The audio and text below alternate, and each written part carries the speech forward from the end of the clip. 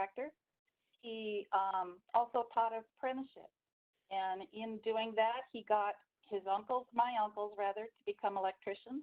And my boyfriend, who had a degree in philosophy, which Dad said wasn't going to earn him diddly squat, he became an electrician too. And between the two of them, they decided that when we got married, instead of a honeymoon, I would get a tool belt. And I did. And I went to work Monday morning as an electrician. And Wow. it was awesome. And this is back in the late 70s. There were not very many women around. There was a lot of pressure on for all of us to do well. And eventually I started teaching apprenticeship. And because I was teaching apprenticeship, I needed to really know the code. And so to that end, I joined this amazing organization called IAEI and learned more than I ever thought I could about the code, so that I could in turn teach and help mentor others with the code. And that in turn led me to getting hired by Intertech after 20 years of being an electrician, starting out with follow-up services, where I learned all about the NERDL side, the follow-up inspection side, and standards. And then I became a field evaluator. And because of my background in teaching, I also am a codes and standards trainer, both for our own company and external clients. Wow. My story in a nutshell. That in a nutshell. This is me in a nutshell. That's pretty cool. Wow, that's that must, if you think about when you started into the trades, you may have been like the only woman on some of those jobs. No? Yes, It's a big difference from today, isn't it? very much so. Very much so. Although we're still not, as far as the gender goes, not all that populous on job site, but there's plenty, and in a mix of trades, not just our beloved electrical. Yeah, that's a good point. And your point about joining the IAEI and getting engaged to understand the code. I have I'm an electrical engineer, and even when I started with Eaton, I mean, before I started with Eaton, I was with a consulting firm, and I worked on various projects and whatnot. And the code wasn't something that I really dug into, but something that was very scary, right? Because I mean, I had to do conductor sizing, I had to do certain things, and I relied on my mentors a lot, other engineers, my PEs that I worked under at the time, and I would be told, and I know you and I have had this discussion because you're an ampacity guru, and and I've been told, I would look at that table in 310, and I would say, okay, I have to use this column. It's a 90-degree insulation. I'd look at the tag on the conductor, and I would follow that column down. I'd say, okay, this is the ampacity. And my mentor I was working on, he'd say, no, you have to use a 75-degree C column. And I would look and I'd go, well, the insulation's not under that. But it wasn't until many years later that I really understood the relationship between 310 and then in 110, and those two, yeah, and the termination limitations. And so, and I know you and I have had that discussion, and that journey still continues. But when I got engaged with the International Association of Electrical Inspectors, I think I went to a section meeting first when I moved into a different role in residential product, and it's not only listening and talking to the people in those meetings, but it's the relationships. It's people like you that we can call, and you can say, hey, I feel comfortable calling you. I feel comfortable calling other people that I've met and engaged with, and they welcome, those questions, as long as they're not on a ship, right? Right. Yeah, you're always scheduling meetings when I'm on a Navy base. I know. Gee. But that's okay, I'm sorry, but yeah, and it's the relationships that really helped me over the years, because I'm not the sharpest spoon in the drawer, and I got to keep asking the same questions. Oh, no. I beg to differ. I've learned a lot from you. Don't I sell appreciate yourself it. short there. I appreciate One it. of the things that, relationships, I'm here in Bakersfield, California for my field evaluation. I got to have dinner last night with Pete Jackson, who's Chief Electrical Inspector for the city of Bakersfield, because of IAEI. of knowing him through IAEI as well as NFPA, working on code panels. And then you may remember this gentleman, the electrical inspector for the area that I was in, it's out in the county, not in the city, came by because he heard there was a field evaluation going on and wanted to participate and watch. And his name was Gene Worthing. And it didn't quite, I went, oh. And he said, you know, my father was in the industry. And I said, with NEMA? And he said, yes, he was the Western NEMA rep that I used to know a long time ago, the one with the most melodic voice you've ever heard. So it's a small world in our industry where you can travel across the country and run across people you know or that are relatives of who you know. Yeah. That's just amazing to me. Yeah, that's really cool. In fact, I was just doing we did one of these because Joe Andre, who used to be the Western, or yeah, was it the Yep. he was? Yep, he was the Western NEMA rep as well a while ago, and so he's doing a program on transformer protection. So. Right. And you know what I did to him, what I did to you? I scheduled him for a 10 a.m. session. He's like, I got to get up. You're 3 hours behind that. So Joe doesn't do mornings. I know. Well, I told him this is a test. I actually had dinner with Joe over the weekend. We both live in the same area. Excellent. And Rhonda Parkhurst was up. Another IAEI connection. That's exactly right. Yeah. It's good stuff. So your program on field evaluations. So I know my experience with a field evaluation has always been when I modify, like in some cases, our own guys will modify a piece of equipment that's left our factory. It's installed, either we're cutting things out or whatnot. And then the electrical inspector says, whoa, I don't feel comfortable. I want a field evaluation. Is that primarily is that the primary reason you go out to see field evaluations, or are there other reasons?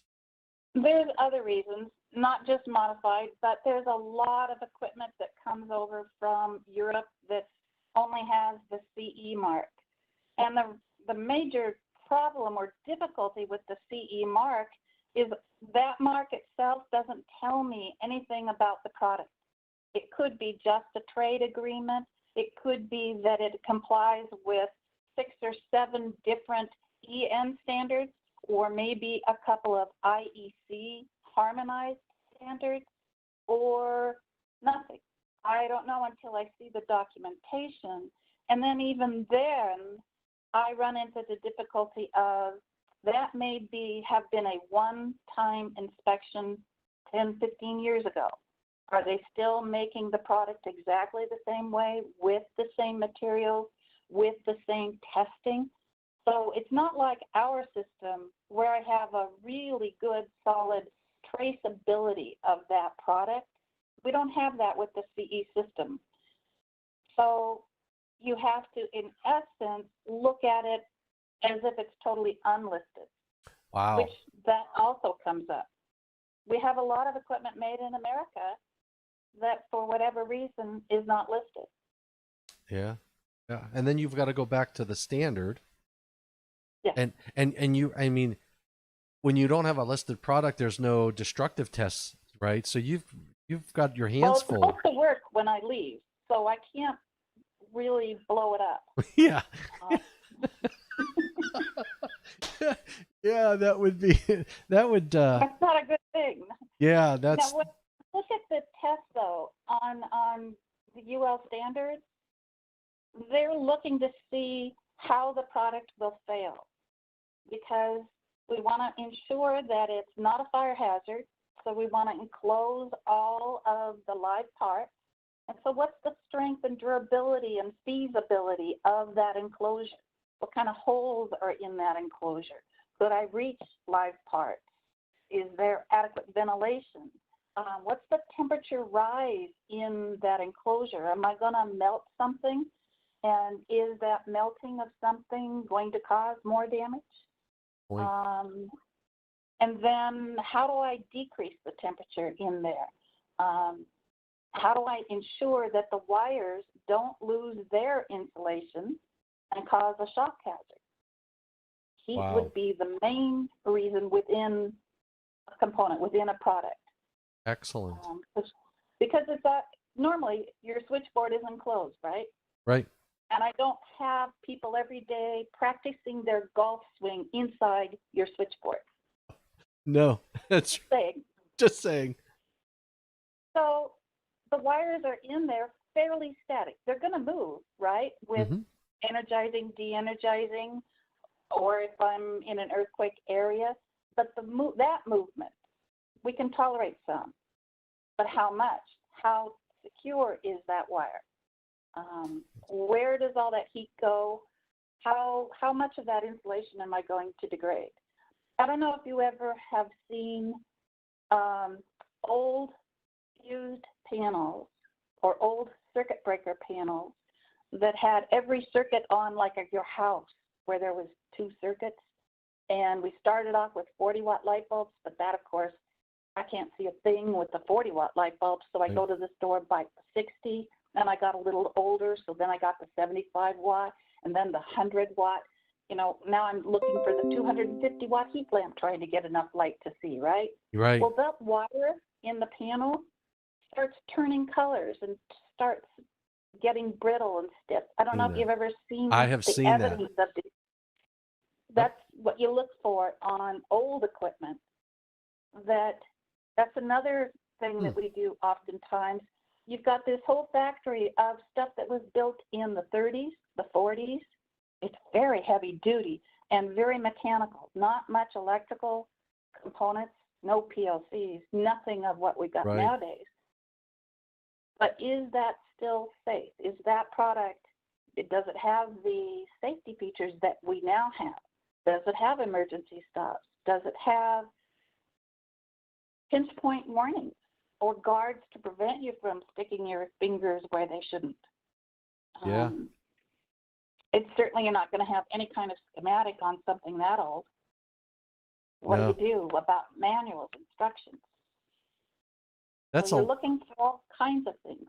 That's a lot on your shoulders from an inspection perspective to think about. You take a product that's not listed, especially if it's not listed. It's one thing to take a listed product and modify it, because at least you know a set of eyes were on it. But you take a piece of equipment that came from overseas, listed to IEC standards, or like you said, looked at once in its lifetime, or an unlisted product. That's a lot to be to think about on your shoulders. Yeah. It depends too upon the product. It could be something as simple as a luminaire, an LED luminaire that's got a listed driver, but the assembly wasn't looked at. Right.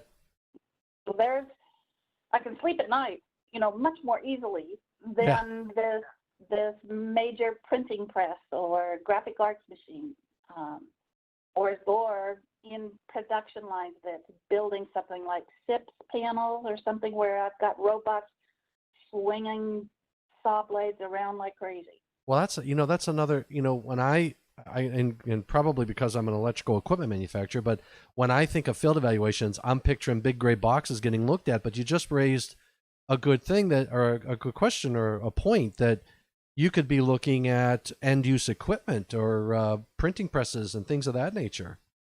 Never thought about that. That's, in fact, most of my stuff is along that line. It's involved with building of products, production lines that start with hoppers and mix and mold and bake and cut and saw and finally package. There's a lot of factory work. Wow, that's pretty interesting. And ship work too, right? No, it's the shipyard that I'm at, actually, not on the ship. Okay. That's pretty good.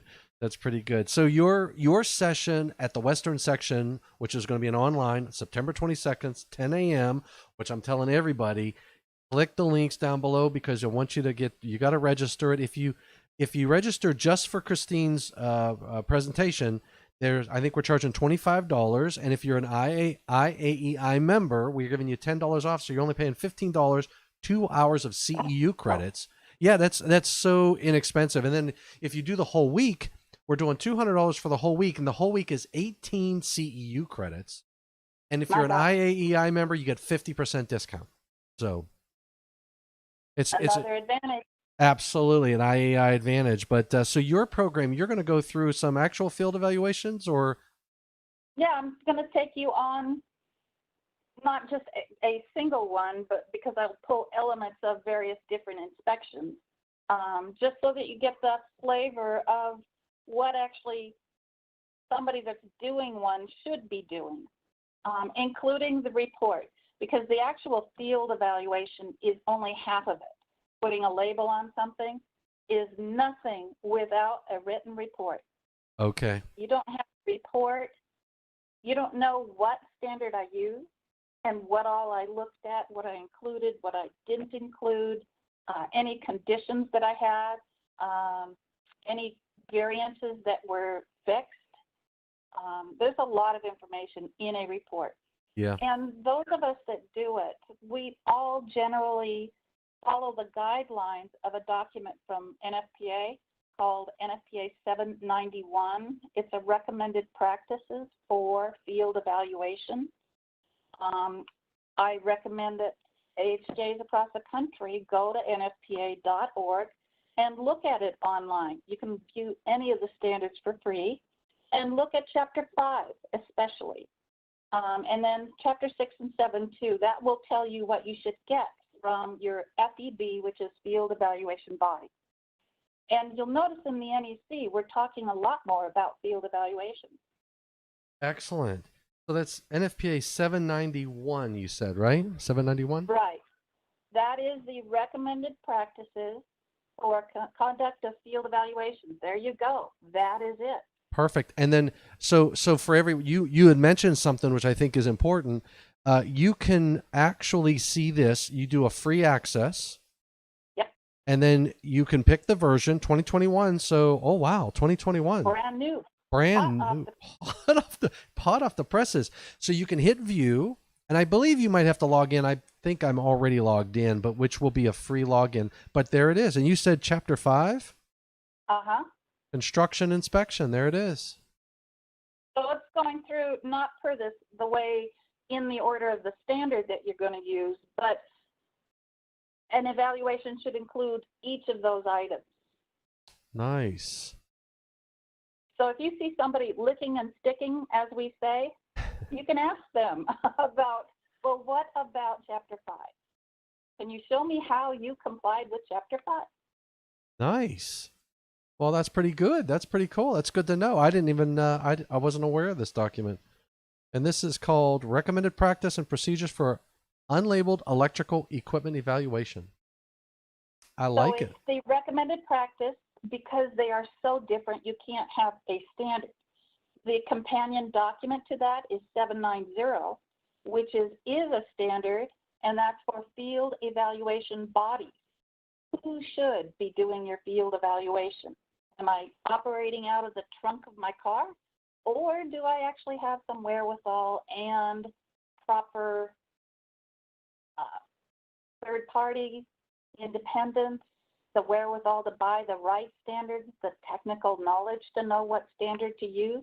And that's actually one of the hardest parts of a field evaluation, is knowing which standard to use. Part of the reason for why that these two documents were created is that a lot of people were evaluating equipment, but they were using either UL 508A, which is a standard for industrial control panels, and it's just the panel itself, nothing beyond it. Or they were using NFPA 79, the standard for industrial machinery, and they were applying it to everything from shoe warmers to luminaires to whatever. And so ACES, a group of testing labs, got together and put together a basis and took that basis to NFPA, who then developed the standard. I think one of your presenters was chair of 790 and 791 in their inception. Oh, Tim really? McClintock. Wait, who was that? Tim McClintock? Oh, Tim McClintock. Yeah, He's going to be presenting, and he is our what do they call that? The code panel. What's the guy who stands up there and he just gives everybody their questions? The moderator. Moderator. Thank you. Yeah, he's our moderator. Tim's a good guy. He now works for NEMA, but he worked for NFPA. He was chief electrical inspector. So, Christine, we have such a good lineup for the Western Section meeting, and I love meeting everybody in person. But between you and Joe and Dan Neeser, we got Tom Lichtenstein on Friday morning. We got a lot of great Chad Kennedy on Monday talking service entrance equipment.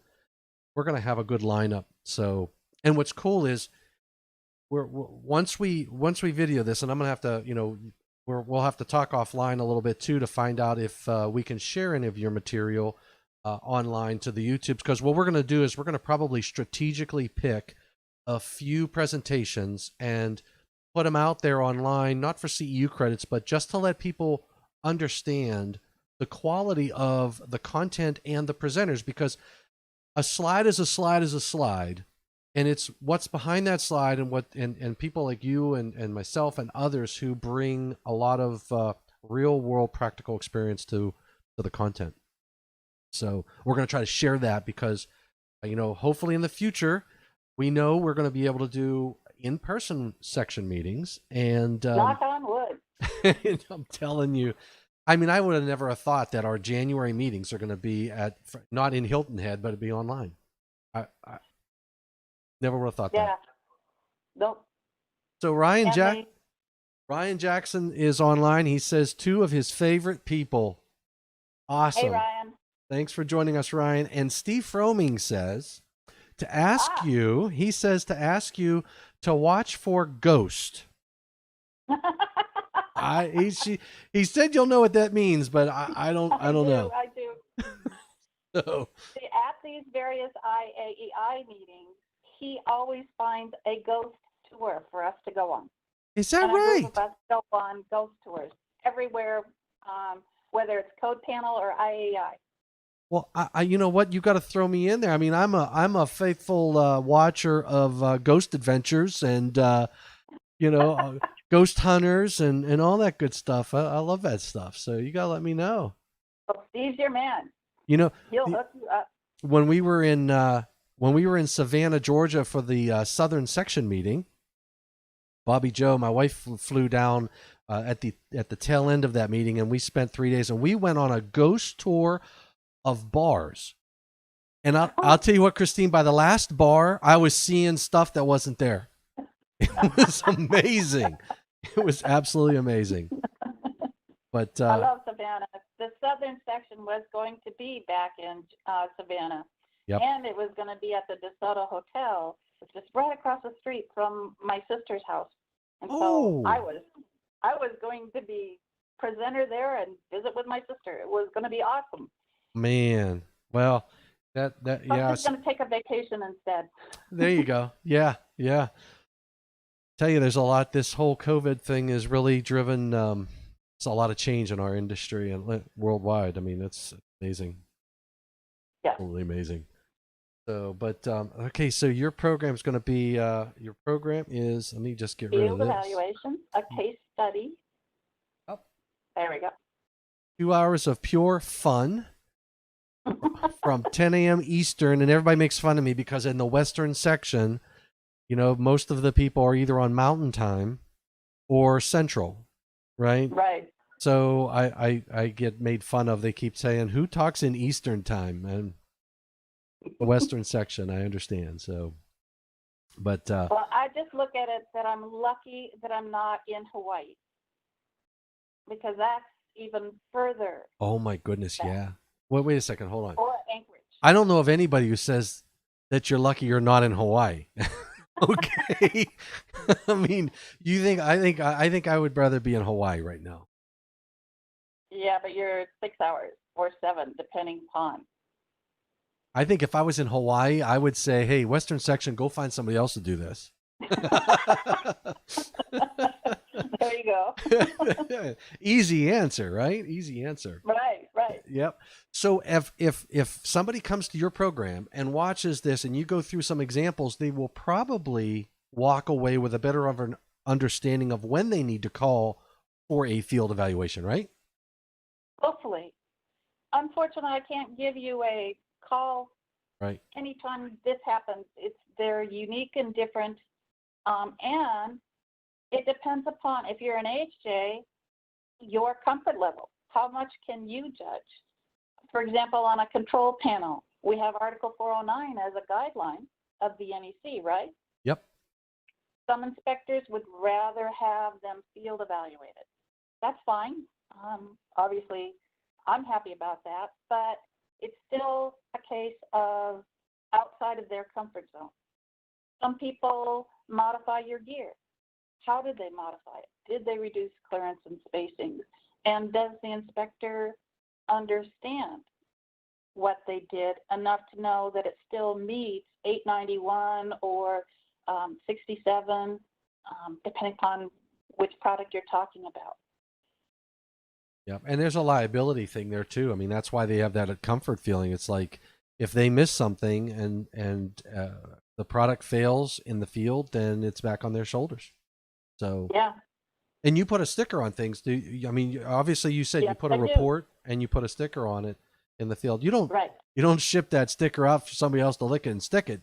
Oh, no, no, no. In fact, all of the NERDL marks, the nationally recognized testing laboratory marks for listing, have to be done at wherever we've authorized the client to do it. They're factories, not in the Right. field ever. If it left the factory without the mark on it that it should have had, then they call for a field verification where we determine if it still meets the listing report that you have.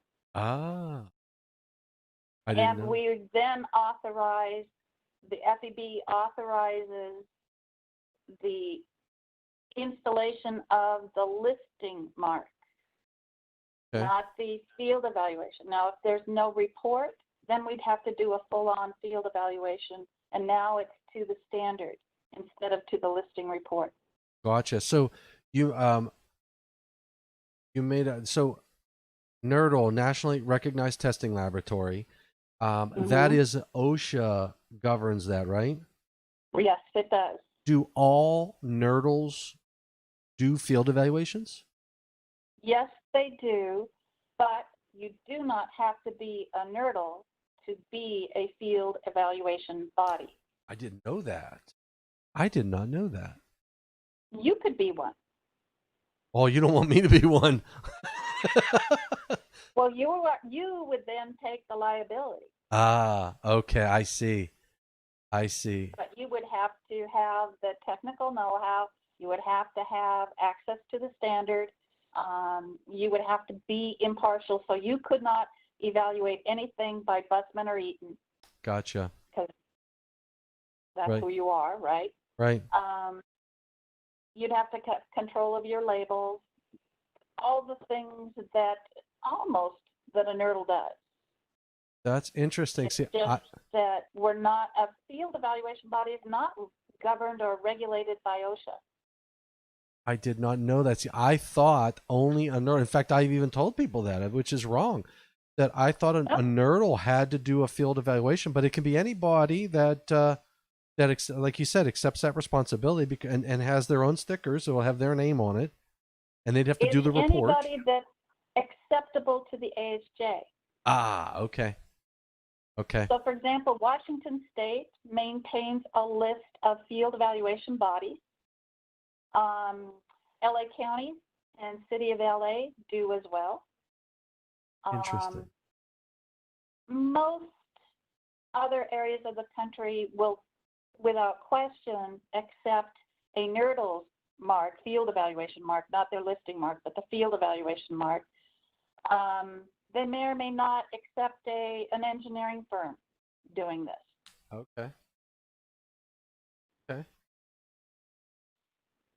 Interesting. And it just depends upon how you sell them. I never knew that. See, I learned something, and this is before the Western Section meeting. You know? So that's pretty cool. That's pretty cool. Take this, marry marry this discussion with the with your program, and it's like Paul Harvey, the rest of the story. I like it. Good one. Yeah, I do too. I like it. Up I for like it. it. Cool beans. So cool beans. Well, okay. So I appreciate you. I appreciate your time tonight. And again, this is hopefully we're going to get more and more people to register for our. And this is only a couple weeks away. So September 22nd is your program. Western section starts on the 21st. We'll take registrations up till 10 a.m. on the 21st. Ryan Jackson just sent a note. The NEC style manual prohibits the use of NRTL, NERTL, and requires instead a qualified testing laboratory, which is to our Because point. it doesn't have to be a NERDL. Yeah. That's what an FEB. If you look at 790, and OSHA doesn't certify FEBs at all. Oh wow. FEB is field evaluation body, and that's defined. Yep. That's now in the National Electrical Code. Yes, it is. I think that was 2 cycles ago, right? Yep. Yeah. The first issue of 790 and 791, it went into the NEC. Ah, okay. You know what? Okay, so that was the rest of the story, because I wasn't aware that 790 and 791 hit the streets, and that now explains why you have the field evaluation body was put in there. There were a couple other terms that were also put in the definitions. Field labeled. That's and field evaluation, I think, are in there. Yes. Yep. Oh, that's perfect. And I remember at the Western section they had which reminds me. So another part of our program next week, we're going to have the scheduled programs, which you're aware of and you're a part of. Thank you very much. We're also going to do vendor opportunities at lunch. If Intertech is interested in purchasing a slot, we're going to do from 12:30 to 1:30, 4 15-minute sessions where we could do a Q&A like this or a presentation. So you could do a presentation on Intertech. It could be purely hey, here's what it's like. We're calling it a virtual booth. So okay. So we're doing that at lunch every day next week. And also we're doing an R&R ranch in the evening.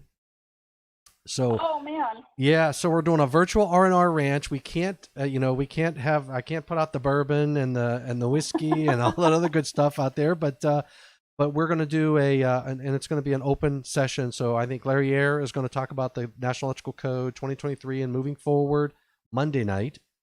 And then Tuesday night and Thursday night, I was talking to Steve Froming, and we're going to have programs then too. But if you're interested in maybe after your presentation on the 22nd in the evening, coming online with us and talking a little bit more and taking questions, be more than happy to bring you into the R&R Ranch. So just let me know if you're interested in that. And those I are will. I have to check my schedule and see if I'm back at work or not. Yeah. Because my session's at the ODARC 100 for me. Oh, okay, yeah, because that'll be 6:00 Eastern time, which is 3:00 your time, right? So right. So I may still be on a job site. Yep.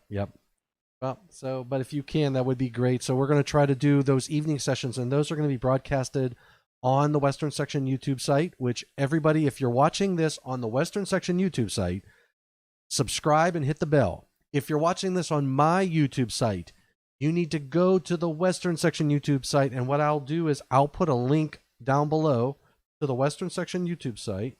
Facebook, if you've clicked on it on Facebook, maybe not. I'll put the link on Facebook as well to get to the Western, because we got to drive our membership on YouTube as well. So we're going to have a lot more material in the future. So Christine, we're going to be reaching out to you in the future to do some online programs with our Western Section YouTube channel. So hopefully we'll be seeing more of your face. Okay. Awesome. All right. Well, I'm going to let you go, because I know this is in the middle of your day, and I appreciate you and I appreciate your time, and I know you're a very busy person. Well, thank you very much. Thank you for the opportunity. I appreciate it. My pleasure. And I do miss our in-person chats, in-person And besides, we're not doing that game with Borgie where we kicked everybody's butt. I know we did. We won $20 that night, didn't we? Yeah. Yeah, it was beautiful. Now we were the fun. noisiest table at that banquet, but We were. or was it a breakfast? I think it was a breakfast, right? I don't remember that part. I was just having so much fun. I know it was. It was. Now, I was talking to Dan Neeser on his program. We were talking about using Mentimeter and quizzing the audience. Right. So I've got to look through his program and come and look at what ideas he has. So you never know. We might be able to do an online. Now we won't be able to hear a noisy table like we were. But who was at the table? It was me, you, Jim Dollard was there, and I think Joe wasn't he? Yeah, it was Joe Andre, and I'll tell you who else. Got a call with him.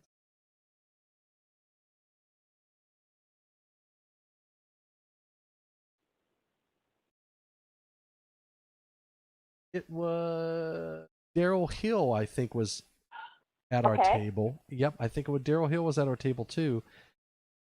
And who else? It was a good table. It was. Boy, I tell you. And then what we did, our strategy was, shout out the wrong answer. Yeah. So the other tables put the wrong answer in. I had a lot of fun that night. That was absolutely a lot of fun. Another advantage of IAEI. Absolutely. You can have fun. We got the R&R Ranch where we learn and we talk and we, chill out, and the food there is great. So we're going to try to bring as much of that to an online experience as we can. So we've got every day is full from 10 o'clock Eastern, 10 to 12, 12:30 to 1:30, 2 to 4, all Eastern times, and then 6 to 8. So there's a lot of opportunity to learn. So nobody can complain. Yep. Cool beans. And probably Ryan Jackson will be online, and Steve Froming will be there, and probably other people will be dialing in, answering questions, asking questions, giving us a hard time. Yep. So. And Awesome. That's how all of us learned. That's exactly right. Exactly right. We're even doing the code panel. We got 2 code panels as well, which is interesting. There's going to be Tim McClintock's going to be our moderator. Then we have 4 individuals and 2 sessions of those doing the questions and answers, which there are probably a lot of people that have not been to a Western section or an IEI meeting and don't understand what the code panel is. And so hopefully they'll get a good taste of that and learn about that and realize, because that's where I learned. I would sit there and those questions are good questions. They're not the easy answers. No, and when you think, we were just talking about this, that when you think you got the answer, because I would go there and I would go, oh, I know this is easy. And I would sit there and listen to the person on stage. I'd be like, oh man, I totally missed that. Yeah. Didn't even think about that. Yeah, exactly. Ampacity. There's a good one, So, but yeah, so we're going to have the whole kit and caboodle. So it should be fun.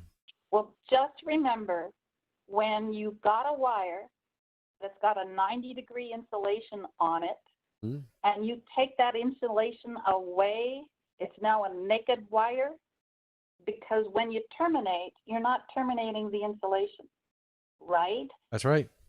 So what's the ampacity temperature of a naked wire? It's based on the termination. That's right.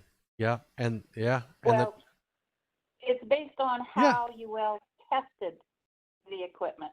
Exactly. And the maximum amps that they ran through the conductor, or 14 through number 1, less than 100 amps, larger than number 1, more than 100 amps.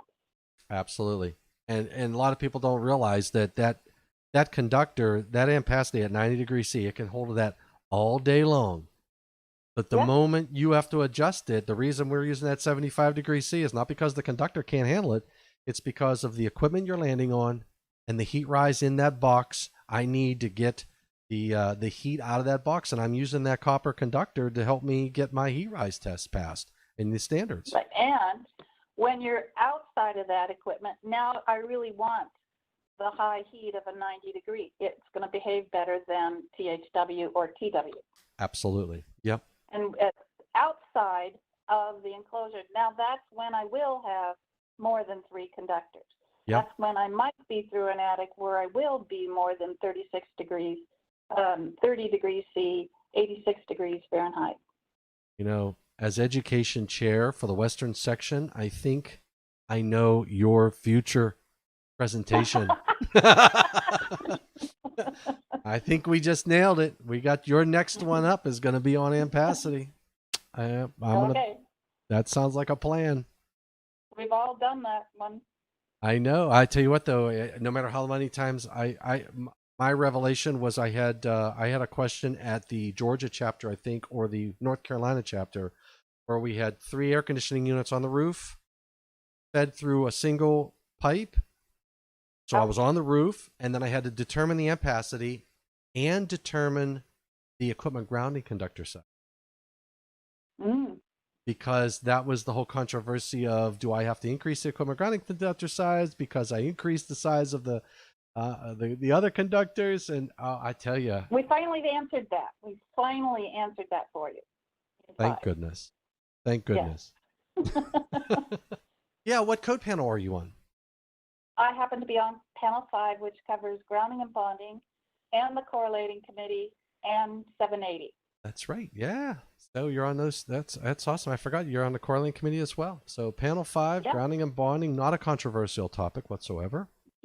None. It's very simple. It's the green wire or the white wire.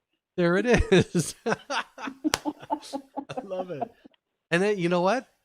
As education chair for the Western section, I see another upcoming presentation from you. Oh, we're just racking them up. I'm writing them down. All right. Good thing I like yakking my mouth off. There we go. There we go. Keep talking. I'll keep writing. All right, Christine. Thank you very much. And Thank you. David Gray says he knew he was at the wrong table. David Gray was at that meeting. Yeah, you always got to go to the loudest table. You gotta love it. All right, Christine. Well, I'll let you go. Thank you very much. Okay. We're gonna stop you. streaming, so hang on one second. I'm gonna hit the stop. So thanks for everybody out there watching. And in the very, very, very beginning of this video, I didn't have our microphones on. So the very beginning, people are gonna be going, "What's going on?" So, but I got it, I think, in time. So. All right, everybody out there, please remember to register for the Western section. Links are down below or to the left or to the right or up above somewhere on one of these, either YouTube or Facebook. Register for Christine's session only if that's what you're interested in. She's going to give 2 CEU hour credits. If you do the entire Western section, 18 CEU credits at the low price of either $200 for non-IEI members, or go get your membership. Give me your code and I'll get you that registration code and you'll save $100 on the whole week. That pretty much almost pays for your IAEI membership. So thank you, and thanks for all those watching. I'm going to stop streaming shortly, and stay safe and stay healthy.